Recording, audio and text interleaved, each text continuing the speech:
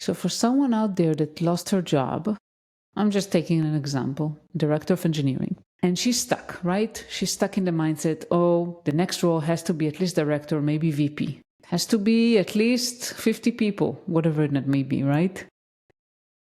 What kind, so you mentioned about, okay, what am I going to learn? What else do you think she can ask herself to try to open her mind a little bit and remove that mind block and a little bit of being stuck in there's only one way.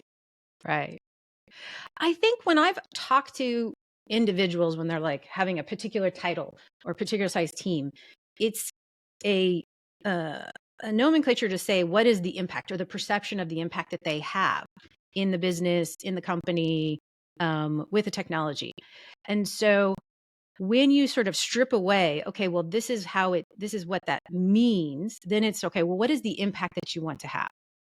And then you start to see, well, there's lots of companies, big ones, small ones, medium-sized ones, different roles and different opportunities where you can have a equivalent impact, but it doesn't have the same sort of veneer as sort of your previous job.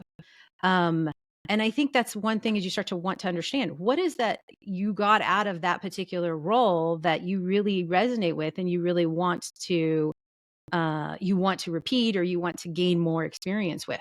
And I think Yeah. if you start to translate it from that perspective, it's amazing. There's a lot of companies out there, but I will tell you, I right now have sort of started my own little passion project that I'm doing, but I'm not working actively at a company anywhere in the Valley. Times are tough, times are lean. And I have been through enough of these ebbs and flows to know that, yeah, it'll come around. But until then, it can feel very demoralizing when you look around and you're like, okay, you're getting ghosted and, you're trying to reach out and you're just like, nothing's happening. Start to open your aperture of what is it in the role you had and the roles you've had that you really liked and you want, that's where you got your passion from. And then how do you translate that into other types of opportunities?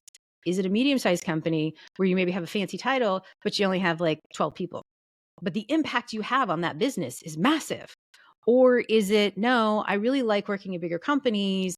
And, the title may be one thing, but I appreciate, the salary or the benefits or whatever it is that you've wanted from that, and sort of start to understand what that looks like for you. I think it's all in how you find joy and fulfillment in your career, and what about your previous roles? What were those qualities, those things? Because I would argue that most people don't say, oh, it's because I had 50 people working for me. Yeah.